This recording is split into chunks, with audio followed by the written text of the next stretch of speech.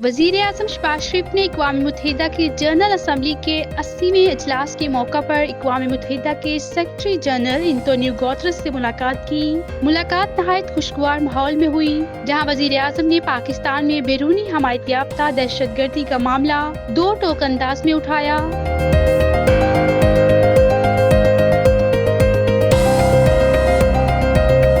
वज़ीर-ए-आज़म ने कहा कि पाकिस्तान कसीरुल जहती निज़ाम की फ़रोग़ के लिए पुरअज़्म है और आलमी चैलेंजेस के हल में अक़वाम मुत्तहिदा का किरदार नहायत अहम है। उन्होंने कश्मीर मसले के मुंसिफ़ाना और पुरअमन हल पर जोर दिया और कहा कि ये अक़वाम मुत्तहिदा की सलामती कौंसिल की करारदादों के मुताबिक होना चाहिए।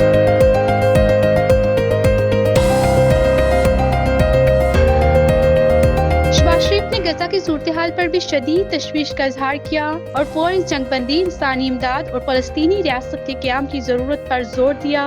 सेक्रेटरी जनरल ने पाकिस्तान के किरदार को सराहते हुए आलमी अमन के फ़रोग़ में ताउन बढ़ाने पर इत्तफ़ाक़ किया।